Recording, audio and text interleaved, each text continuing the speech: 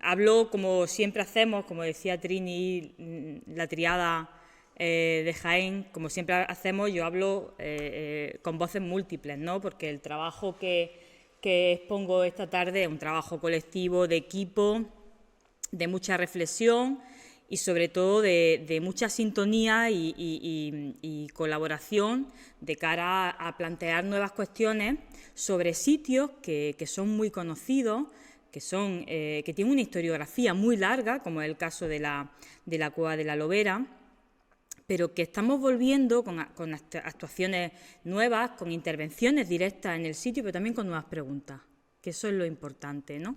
Entonces, yo partía con esta imagen que a mí siempre me conmueve de nuestra ibera de Castellar, es una imagen de una mujer ibera en base a la lectura de esos famosos votos de bronce que proceden, entre otros sitios, de Castellar, y lanzo una pregunta muy pretenciosa y un poco, si queréis, cínica o incluso en un tono maleducado. ¿Qué papel hemos tenido en la historia? Después del debate de esta mañana, bueno, esto era una forma de romper el hielo, de volver a criticar, que ya lo hemos hecho esta mañana a través de perspectivas distintas, cómo se nos ha contado una historia donde las mujeres han tenido un papel secundario, invisible, pasivo, prescindible, superficial, ligado exclusivamente a lo biológico, ¿no? Y cómo desde el registro arqueológico y desde nuevas preguntas, desde otras preguntas y desde otras miradas,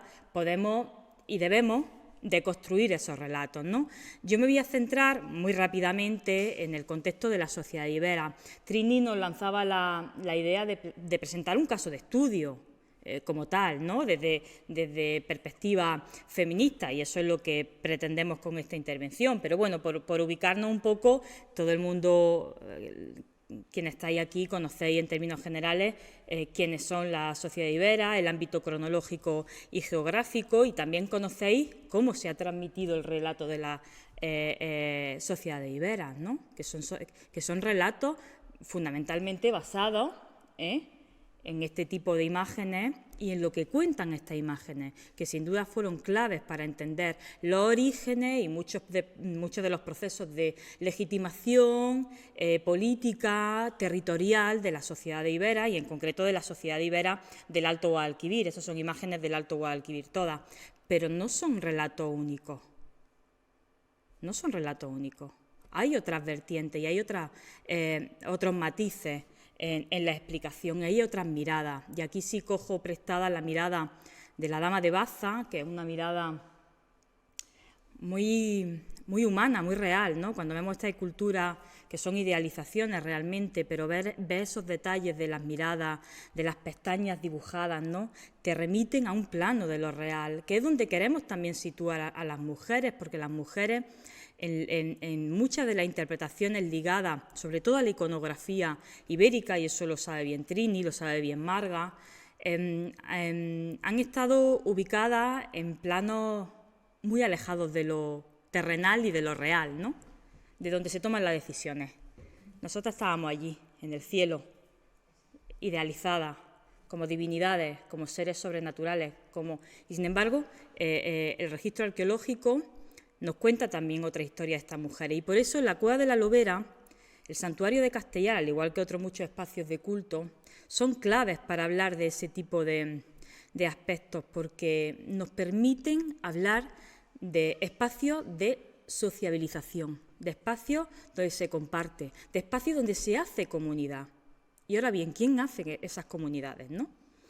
Pues hablemos de mujeres, porque las mujeres hacen comunidad. Son importantísimas en todos los procesos que tienen que ver en este momento. Hablamos ya, me voy a enmarcar concretamente en torno al siglo IV, III, antes de nuestra era, ¿no? En un momento en el que en el Alto Guadalquivir se están desarrollando proyectos importantísimos de expansión territorial que requieren de nuevas estrategias sociales en las que las mujeres participan, ¿vale? Por eso es tan importante las aportaciones que han hecho la arqueología del género, porque la arqueología del género viene a reivindicar, y eso lo hemos comentado esta mañana, lo comentaba Ana, lo comentaba Carmeta, vienen a reivindicar, lo comentaba Sabá, otros espacios que tienen que ver y otras actividades que tienen que ver con el cuidado, con el mantenimiento, con la supervivencia, pero también la arqueología feminista reivindica que las mujeres tuvieron en esos otros espacios que tienen que ver con la cohesión social, con la representación social, incluso política, con los procesos de legitimación, que son, por ejemplo, para época ibérica y para estos momentos, los espacios de culto. Y Castellar nos da muchas claves. Y esto nos permite otra reivindicación que tiene muchas variantes desde mi punto de vista, que es situar a la mujer fuera exclusivamente de lo que es el ámbito de lo doméstico, del ámbito de lo privado. Ubicar a la mujer en el territorio, en los procesos de apropiación del territorio, en los procesos de apropiación simbólica del territorio. En definitiva, reivindicar que las mujeres se desenvuelven en esos ámbitos y que formaron parte activa de las estrategias de cohesión y significación social, que son ámbitos que tradicionalmente estaban adscritos exclusivamente a los hombres. Pero esto tiene otras variantes que son muy importantes desde mi punto de vista, que tiene que ver con la propia dinámica y la práctica arqueológica, con quién hace los estudios de territorio tradicionalmente en arqueología, con qué metodologías se aplican. Tenemos que construir nuevas metodologías, las mujeres tenemos que incorporarnos de manera más presente en todos estos ámbitos de análisis que tienen que ver con el estudio territorial, con los trabajos en el territorio, que tradicionalmente ya estamos en otro momento, quiero decirte, pero con Carmen podía hablar y con otras generaciones que cuando se repartían tesis doctorales, las tesis de territorio iban a los chicos, las de estudios materiales a las chicas o la historiográfica, y eso también ha contribuido a construir una metodología y un relato en cuanto a lo que tiene que ver con los estudios de territorio y cómo se han desenvuelto la sociedad en esos paisajes, ¿no?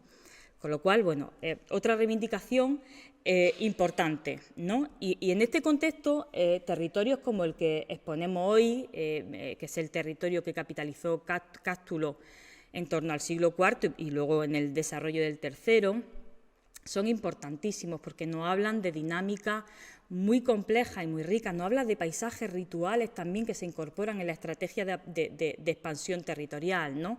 Nos hablan de espacios como el Santuario de la Cueva de la Lobera, de Collado de los Jardines, que son santuarios liminales a los que se tiene que peregrinar, a los que se peregrina en fechas concretas. ¿Y quién peregrina? Pues toda la comunidad, en los que se comportan también estrategias de movilidad a nivel supraterritorial muy importantes, procesos muy complejos que desde el punto de vista arqueológico es posible rastrearlos, pero que no es fácil, Y cuando hablamos de esta movilidad, de este reconocimiento del territorio, de esta apropiación del territorio, tenemos que pensar en este tipo de imágenes, donde hay hombres, donde hay mujeres, donde hay niños, donde hay gente anciana, donde hay todo tipo de personas, ¿no?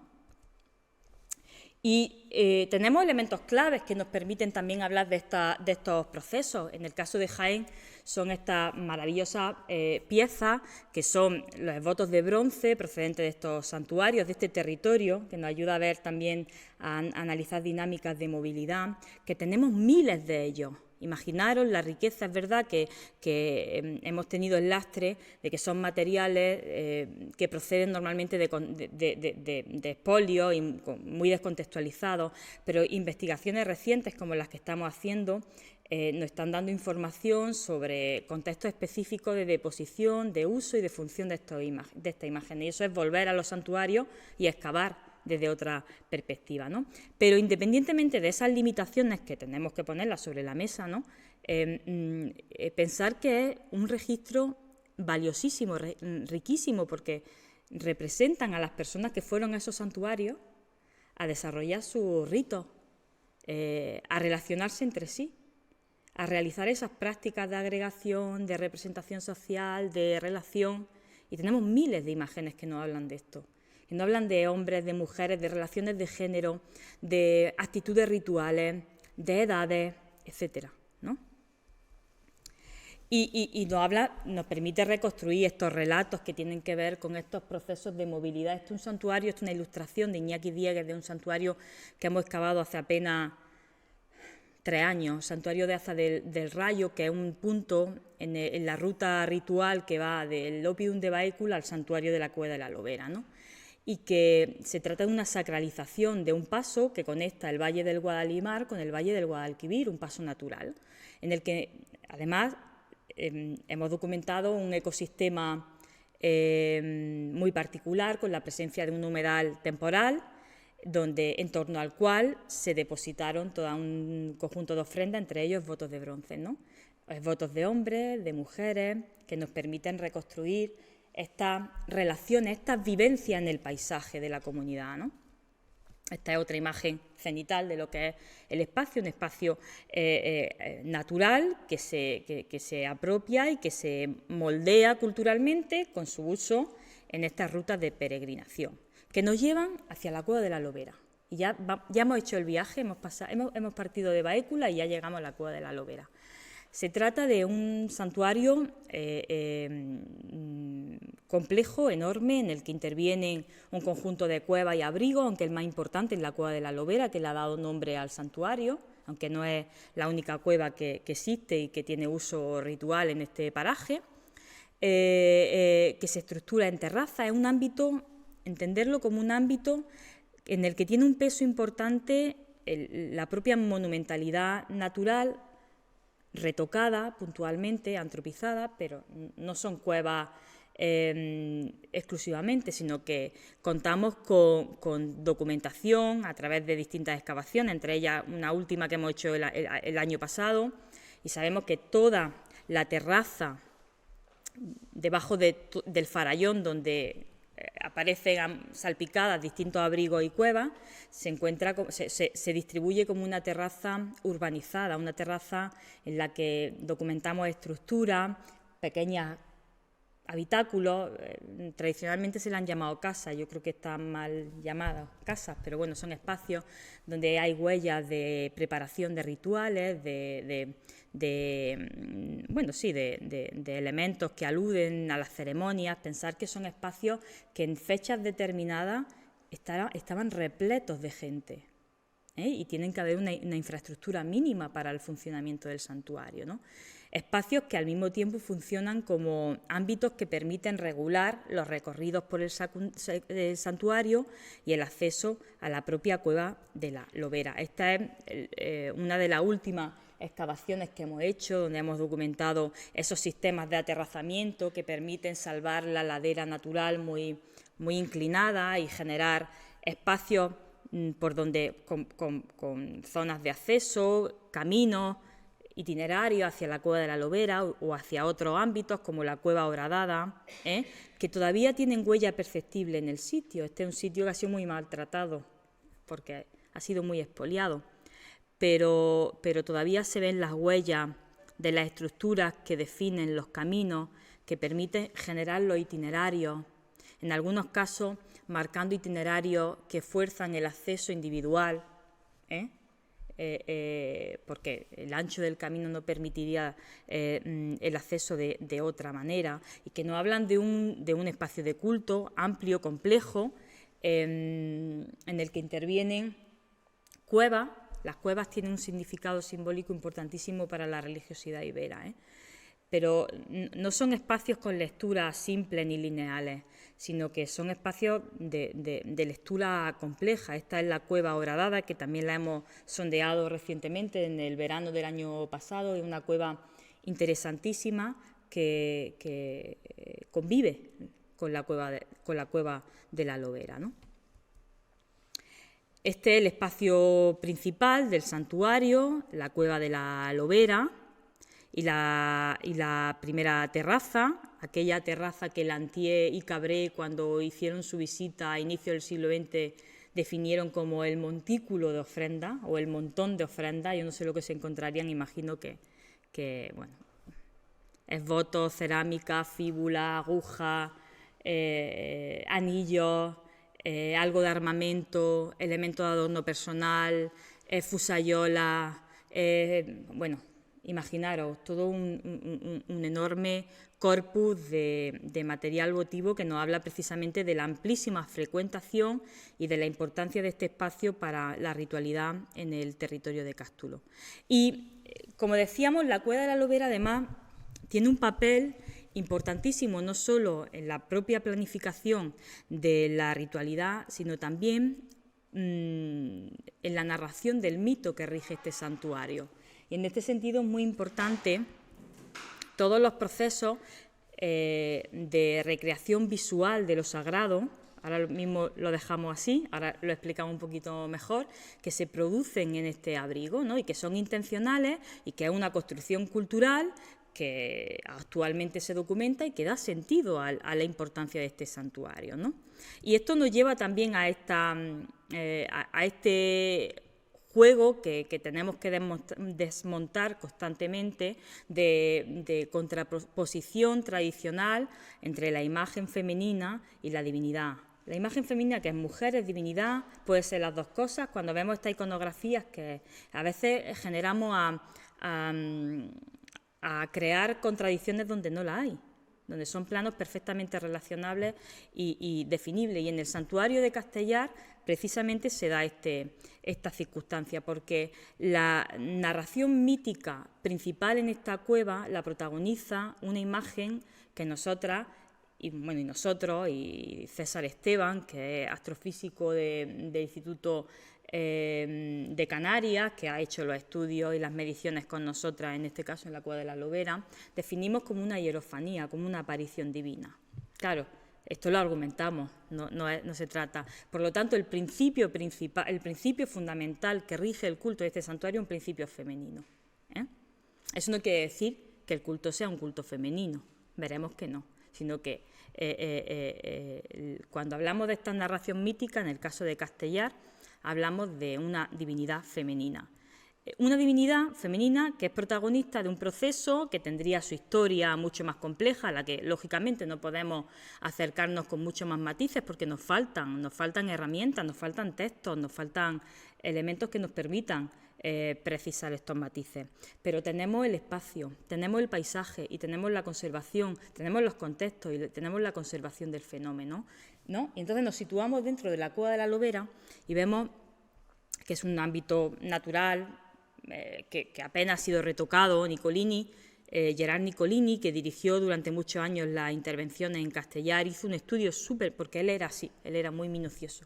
Hizo un estudio muy minucioso del trabajo al interior de la Cueva de la Lobera y había algunos retoques, había algunos elementos que se podían interpretar como modificaciones antrópicas, pero en general se mantenía gran parte de la estructura original. Una cueva orientada al oeste, ¿no? En la que se retoca este ventanuco, que es muy importante, porque es el espacio por donde se genera ese fenómeno visual en los equinoccios de primavera y otoño. En los equinoccios de primavera y otoño, los últimos rayos de sol de los equinoccios, en torno a los días del 21 al 25, suele durar casi una semana, con modificaciones en la imagen que se proyecta. Los últimos rayos del sol atraviesan ese ventanuco que está perfilado intencionalmente para proyectar una imagen concreta, que es la que veis aquí, en el fondo de la cueva. Aquí veis documentación de distintos momentos de la evolución de la mancha de la luz que se proyecta en la ventana occidental de la Cueva de la Lobera,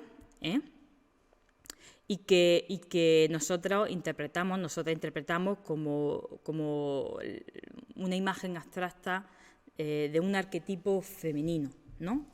Un arquetipo que, si vemos luego las imágenes del propio santuario de Castellar, esta es la imagen que se proyecta, esta es una imagen que tomamos en el último equinoccio en septiembre, una imagen con un perfil marcado, donde algunos rasgos que son en las imágenes más esquemáticas del mundo ibérico, en las imágenes femeninas más esquemáticas, son rasgos que siempre se perciben, que son esos tocados apuntados, esas tiaras, esas mitras apuntadas, y que tenemos en algunas series esquemáticas del propio santuario. Esta es un ejemplo, y que es una imagen construida, ¿no?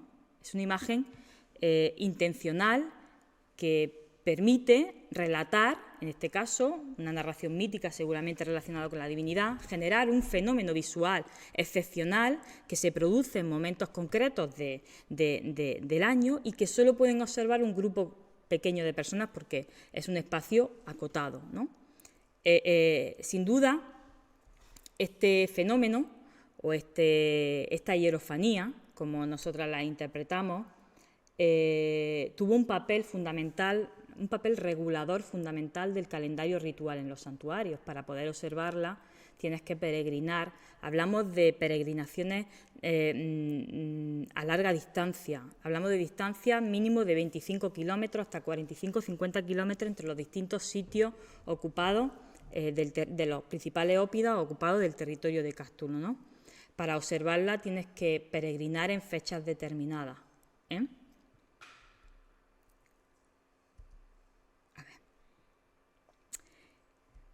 Bueno, y esa es la divinidad volátil, la divinidad como imagen que va y viene, la divinidad como imagen que no es fija, y frente a la divinidad, las personas, que son imágenes fijas, fosilizadas en bronce, que quedan enterradas en el santuario como memoria de las personas que hicieron sus ritos en el santuario y que nos dan una información valiosísima, también desde perspectivas relacionadas con la presencia de las mujeres en el santuario, con materiales propios del ámbito femenino y que aparecen de manera llamativa en este espacio de culto, pero también a través de las propias representaciones de las mujeres.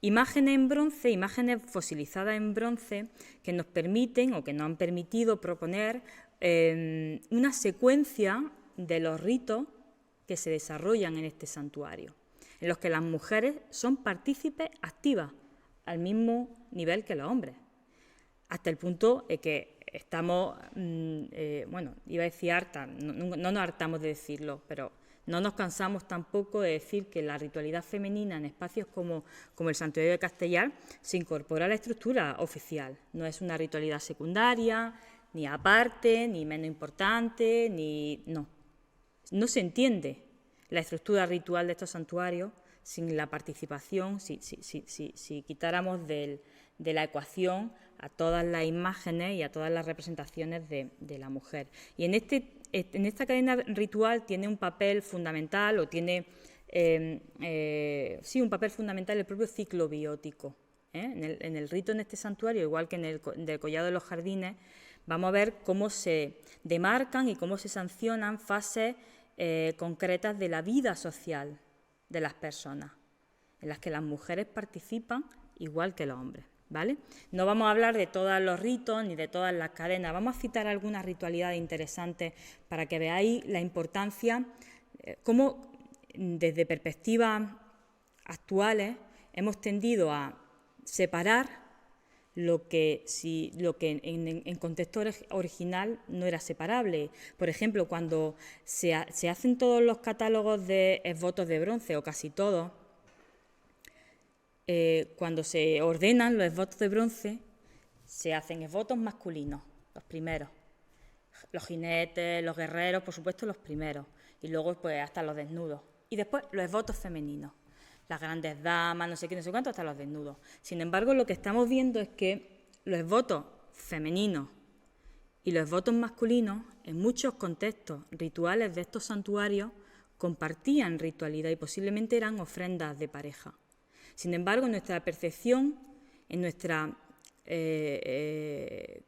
categorización actual y presentista, lo que hacemos es diferenciar planos de agencia, aunque las imágenes sean exactamente iguales. Prima los estereotipos presentistas frente a lo que la iconografía y a lo que el contexto te está marcando, ¿no?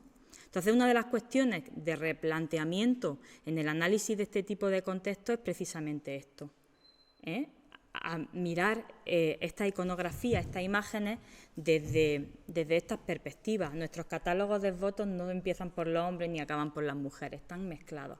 Son otras variables las que priman. Estos son ritos de paso de edad, muy importantes en general en el mundo antiguo, por supuesto en la religiosidad ibérica y por supuesto en estos santuarios. Ritos de paso de edad que tienen que ver con una referencia simbólica que responde a la introducción de las personas jóvenes en la comunidad, ya como adultos. Son ritos de pareja, posiblemente ritos prenunciales, que en otros contextos del Mediterráneo tenemos referencias textuales muy interesantes, que aquí no las tenemos, pero tenemos esta iconografía y los contextos que nos hablan, por ejemplo, de que los chicos y las chicas comparten espacio ritual, comparten iconografía, comparten atuendo, las trenzas, el pelo trenzado, más largo las niñas, más corto los niños. Este es un esboto femenino y este masculino.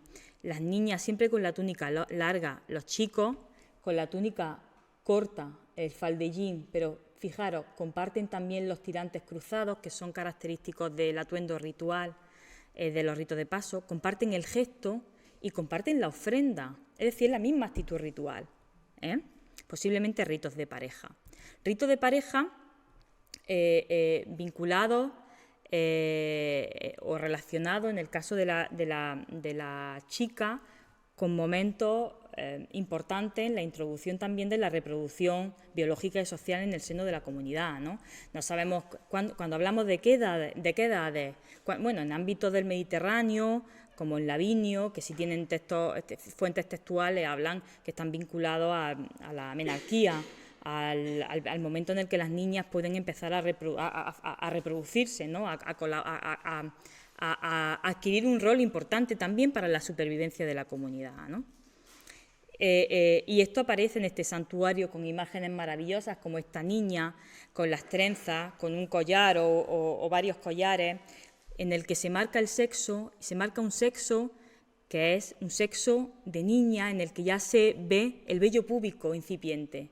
Es decir, la importancia de la madurez sexual que demarca también este momento importante del rito de paso.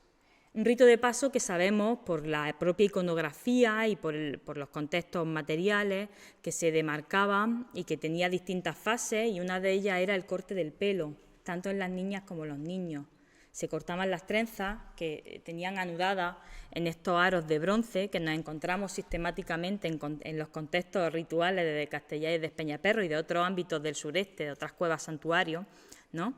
Y que demarca, en el caso de las niñas, incluso algunos esbotos tienen todavía el atuendo del rito de paso, pero ya el pelo se ha cortado y se ha cubierto a veces con cofia, otras veces con una especie de vendaje, y también pasa con los niños, se cortan las trenzas y se ponen el típico bonete, o que se define así tradicionalmente, o casquete, ¿no? Ya con el pelo cortado, ¿no? Las trenzas que definen ese momento de la infancia, el pelo, a partir de ese momento, en el caso de las mujeres en espacio público, no se enseña, no se muestra, marcan la transición, ¿no? Hacia la edad adulta, en un esquema que hemos recogido en algunos trabajos a través de esta jerarquización de fases y de pasos tan importantes en la educación social de las mujeres, y que incluso hemos llevado a experiencias visuales y didácticas concretas, ¿vale? Rituales que posiblemente son el primer paso para lo que viene después, que son los ritos nunciales, los ritos matrimoniales, que también los tenemos documentados en estos santuarios, en los que las mujeres y hombres adquieren un rol simbólico también similar. En este caso, en los hombres usan atributos, visten elementos que son propios del ámbito femenino, y solo pasa en este contexto ritual. Las mujeres se incorporan en este espacio de culto también con ritualidades, con prácticas rituales relacionadas con la propiciación de la fertilidad, con la fecundidad, y en ese sentido se muestran desnudas en muchas series iconográficas, al igual que los hombres, también en ocasiones como ritos de pareja, en el que la mujer, en el que la iconografía femenina adquiere un lenguaje riquísimo, con muchísimas variantes que aluden precisamente a esto, al ámbito de la propiciación de la fertilidad, incluso con variantes gestuales, iconográficas propias del ámbito femenino.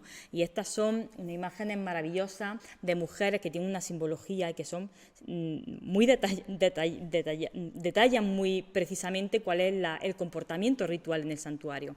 Fijaros, son mujeres que aparecen completamente veladas, con el manto o el velo cogido al cuello, incluso apretado, se le ve como la papada apretada, que visten una túnica larga, un manto largo, hasta los pies, no enseñan los pies, no enseñan las manos, pero fijaros qué hacen. Meten las manos debajo del velo y se lo abren y muestran el pubis. Esto es una gestualidad eminentemente femenina que alude precisamente a estos rituales de propiciación. Y es maravilloso porque es un tipo de gestualidad exclusivamente de las mujeres. Los hombres no utilizan recursos similares en estos santuarios. Otro tipo de ofrendas que aluden al espacio femenino de la fertilidad, de la fecundidad, son los pechos, los úteros, que aparecen en bronce, y que algunas veces úteros grávidos, y que aluden precisamente a eso, a la propiciación, a la protección y a la curación en el ámbito o en aspectos relacionados con los embarazos y con los procesos de parto. Las mujeres intervienen también en los procesos que tienen que ver con la presentación y tutela de los más jóvenes en los santuarios. Y esta imagen maravillosa, incompleta por desgracia, del santuario de Castellar, muestra a un hombre y a una mujer que no sabemos qué relación tienen porque los padres no sabemos qué relación tienen con este joven que se presenta al santuario, intervienen en esas prácticas de presentación y de tutela en el contexto del santuario, pero también intervienen en procesos que tienen que ver con la legitimidad en femenino, al igual que vemos imágenes que aluden al espacio político masculino, los hombres con armas, que no guerreros a veces, simplemente hombres con armas, como matiza Fernando Quesada en muchas ocasiones. También tenemos, y que en muchas ocasiones responden a esquemas de heroización en masculino, también tenemos esos otros esquemas que, como Carmen Aranegui ha remarcado muchas veces, pueden responder también a esquemas de heroización en femenino. Estas mujeres con grandes collares, que representan el poder y la riqueza de la casa a través de las joyas que ellas mismas visten y presentan, también están en estos espacios públicos. En definitiva, identidades colectivas, ¿no?, que nos permiten, si hacemos otras preguntas y si deconstruimos relatos tradicionales en estos espacios de representación social, nos permiten ampliar la visibilidad de las mujeres, y nos permiten también generar propuestas que nos aproximen a los comportamientos sociales, rituales de las mujeres en estos espacios públicos. Y esta es una experiencia, un ensayo que hicimos relacionada con traducir el lenguaje de los bronces ibéricos a mujeres de carne y hueso e intentar traducir también sus actitudes y sus gestualidades rituales, ¿no? Rescatar esa historia, que son microhistorias, la microhistoria está infravalorada, pero es muy importante, rescatar esas microhistorias de mujeres con sus matices y riqueza, reflexionando críticamente sobre el registro arqueológico, es un camino que está abierto y que merece la pena seguir para, por lo menos proponer esos otros relatos más completos y complejos de lo que fue las relaciones sociales en el pasado. Muchas gracias.